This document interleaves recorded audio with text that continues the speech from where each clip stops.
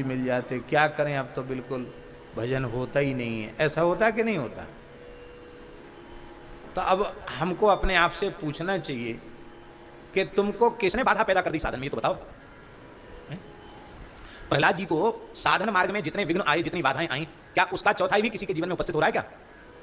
मीरा जी के जीवन में कितनी बाधाएं आई, उसका कोई एक अंश भी हमारे जीवन में बाधाएं हैं क्या? कोई बाधा नहीं है। बहुत सुंदर अवसर है, लेकिन फिर भी हम अपने प्रमाद के कारण निरंतर साधन से विमुख होते चले जा रहे हैं।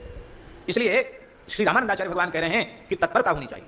और क्या होना चाहिए? बोले मुहुर्मुहु स्मरण में। ऐसा नहीं कि इतना बारंबार करते रहने पर भी मन में संतोष नहीं होना चाहिए। अरे कुछ नहीं किया, कुछ नहीं किया, कुछ ये होना चाहिए निरंतर करने पर। क्या कहें महाराज, राजस्थान के संत दादू दयाल जी, बड़े नामनिष्ठ संत, बड़े उच्च कोटि के महात्मा दादू दयाल जी। संत दादू दयाल जी, उनके संबंध में प्रसिद्ध है कि उन्होंने अपने जीवन काल में 1 खरब राम नाम लिया था। कितना? 100 करोड़ का 1 अरब और 100 अरब का 1 खरब। बहुत से लोग सोच रहे होंगे कि झूठ बोलने का ठेका आपने ही ले रखा है क्या? 1 खरब नाम कोई कैसे लेगा? ये मोनी जी मौन में ही संकेत कर रहे हैं। रोम रोम। हमारे कबीर साहब जी कहां गए? आए तो चले गए। रोम रोम।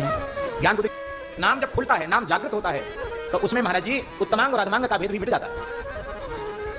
रोम रोम और हर ठोर से नाम प्रकट होता है। ठाकुर विजय कृष्ण गोस्वामी के जीवन काल की घटना है। श्रीधाम वृंदावन में वे विराज रहे, तो उसमें कुंभ की बैठक थी, जो वैष्णव कुंभ होता है वृंदावन में, उसका अवसर था। और एक जगह उनका पैर पड़ा तो वो तुरंत पीछे हट गए और भूमिष्ठ होकर उन्होंने प्रणाम किया। लोगों ने कहा महाराज क्या हुआ? बोले यहाँ कान लगाकर सुनो क्या है। तो कान लगा करके सुना, तो जो भी उनके साथ थे सबने कान लगाया वहां की रज में, तो महामंत्र बड़ी तेजी से चला था। हरे राम राम राम हरे हरे कृष्ण कृष्ण कृष्ण हरे हरे। महामंत्र बड़ी तीव्र गति से। महाराज यहाँ कहां से आ रहा है? तो उन्होंने कहा कि एक नामनिष्ठ संत बहुत पुराने समय में यहाँ हो गए, अब वो तो पधार गए, उनके शरीर की हड्डी यहाँ रज में है, उन हड्डियों में से नाम निकल रहा है। संत तो ठाकुर जी क्या पहुंच गए, पर उनकी हड्डियों से नाम निकल रहा है। नाम लिखा हुआ था हड्डियों में। हाँ, तो ये पढ़े हैं आप पुस्तक जरूर। हाँ सुने, नाम लिखा था हड्डियों में, नाम अंकित हो गया था। और फिर श्री ठाकुर विजय कृष्ण गोस्वामी ने, जटिया बाबा ने उनको यमुना जी में प्रवाहित किया। इसलिए कोई आश्चर्य मत करो कि कैसे हो गया। सेठ श्री जयदयाल गोयनका जी ने एक महान भाव को, एक सदगृहस्थ वैश्य को, श्री विष्णु प्रसाद जी चांदगोटिया, जो इस समय गीता प्रेस के ट्रस्टी हैं, प्रकाशन विभाग पूरा देखते हैं, तो उनके पिताजी की बात है। उनके पिताजी बचपन से ही नाम जप करते थे, गीता प्रेस में सेवा करते थे। एक बार सेठ जी ने उनसे कहा कि तुम नाम संख्या लिखा करो, कितना जप हुआ। तो ये बात आदेश तो बहुत पीछे दिया था उन्होंने लिखना शुरू किया।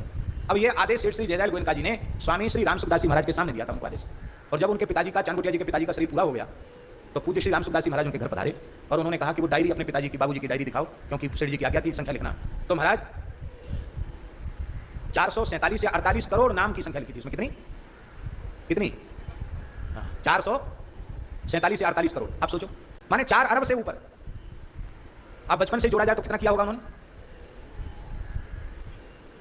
ये है अगच्छन वैनते योपि पद्मेकं न गच्छति। गरुड़ जी बहुत तेज चलते हैं, पर न चलें तो एक पग भी नहीं चल पाएंगे। और चींटी बहुत धीमे धीमे चलती है, पर चलना शुरू कर दे तो महाराज कहां से कहां पहुंच जाएगी चींटी। हम लोग चींटी से भी गए बीते हों, लेकिन आज से, अभी से भजन आरंभ कर दें तो निश्चित नाम महाराज जी हमको भगवान के चरणों तक ले जाएंगे। भगवान के चरणों तक नहीं ले जाएंगे, भगवान को लाकर सामने प्रस्तुत कर देंगे। भगवान के चरण ही चलकर निकट आ जाएंगे। ये भगवान के नाम की अपूर्व महिमा है। इसलिए बारंबार भगवान के नाम का स्मरण करना है, तत्परता से करना है। परमात्मा सेवनम। ये परमात्मा सेवनम क्या है? बोले परमात्मा सेवन तत्परता से युक्त होकर के, उपाधियों से, माने फल की अभिलाषा से शून्य होकर के, और भगवान का सेवन क्या है? निरंतर भगवान का चिंतन करना अपने अंतर्यामी रूप से, यही है। इसी को महर्षियों ने भक्ति योग कहा है। बारंबार भक्ति होनी चाहिए, उसमें शिथिलता नहीं होनी चाहिए। तो हम निवेदन कर रहे थे श्री दादू दयाल जी की बात। कितना नाम जपा उन्होंने? 1 खरब। और जब वो भगवत धाम जाने लगे तो उनके नेत्रों से अश्रुधारा बहने लगी। तो उनके परिकर ने पूछा कि जय जय आप रो क्यों रहे? तो दादू दयाल जी ने अंतिम साखी कही, बहुत प्यारी साखी। देह हवाले हो रही। अब देह पंचतत्व के हवाले होने वाली, पंचतत्व में मिलने वाली है देह। देह हवाले हो रही, होश रही मन माही। दादू जैसा नाम था वैसा लीना नाम। जीवन की अवधि तो पूरी हो गई, पर जैसा राम नाम हमें लेना चाहिए था, जैसी नाम की नहीं, वैसा हम नाम ले ही नहीं पाए। हम यही असंतोष लेकर जा रहे हैं कि हम ठीक से राम नहीं कर पाए। और हम लोग भूले भटके भी 6000 जप ले में तो बड़ा अहंकार रखते हैं कि ये तो एक माला भी नहीं जपता, हम 6000 तो कम से कम जपते हैं, हम इतना लाख जप लिए हैं, हम इतना करोड़ जप लिए हैं। एक नाम भी मुख से निकला हुआ व्यर्थ नहीं है, पर नाम का प्रसाद क्या है? नाम का प्रसाद क्या है? नाम का प्रसाद है अनुराग। और मिलही न रघुपति बिनु अनुरागा, मिलही न रघुपति बिनु अनुरागा, किए कोटि जप जोग विरागा, किए कोटि जप जोग विरागा। अनुराग हो जाए, प्रेम हो जाए, निश्चित प्रेम हो जाएगा, इसमें कोई संदेह नहीं है। इसी को भक्ति योग निष्ठ महर्षियों ने भक्ति कहा है। और ये भक्ति के अनेक भेद हैं, अनेक भेद हैं भक्ति के।